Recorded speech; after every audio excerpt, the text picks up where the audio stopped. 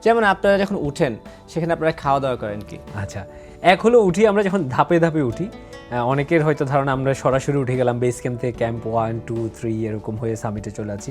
ব্যাপারটা এরকম না, আমরা বেস ক্যাম্প থেকে আমরা অ্যাক্লামাটাইজেশন বলে একটা শব্দ ব্যবহার করি পর্বতারোহণ। আমি যদি একটু সহজ বাংলায় বলি, সেটা হচ্ছে অতি উচ্চতা এবং নিম্ন তাপমাত্রা, এই দুইটার সাথেই আমরা খাপ খাওয়ানোর জন্য শরীরটাকে প্রস্তুত করি। তারপরে বেস ক্যাম্প থেকে ক্যাম্প 1, 2 যাই, আবার নিচে ফেরত আসি। ক্যাম্প 2তে ঘুমানো হলে দেখা যায় এবার নিচে যখন ফেরত আসছি আমার শরীরটা ওই উচ্চতার সাথে খাপ খাইয়ে গেল।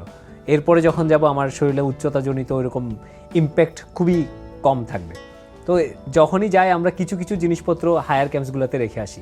আর ক্যাম্পগুলো এমন না যে কেউ বানিয়ে গেছে এরকম না, ওখানে গিয়ে জায়গাটা আমাকে সমান করতে হয়। আমার আইসেক্স দিয়ে জায়গাটা প্রথমে তুষারটাকে কেটে সমান করতে হয়, এরপর তাঁবুটা পিচ করতে হয়, তারপর আমি থাকছি ওখানটায়। কেউ আগে থেকে কোনো কিছু করে নিয়ে যায়, হ্যাঁ, নিজেদেরই সদ্য প্রস্তুত করতে করতে হয়। হয়। তো হয়তো কিছু জিনিসপত্র আমি প্রথমবার ডাম্প করে আসলাম, পরের বার আমার একটু ওয়েট কমলো, তো তখন খাবারের ক্ষেত্রে যেটা করি সেই ধরনের খাবারই খাই যেটা হচ্ছে পানি গরম করলে খাওয়া যায়। তো প্রথমে যেটা করে আমরা একটু ফ্রেশ বরফ কুড়িয়ে আনি।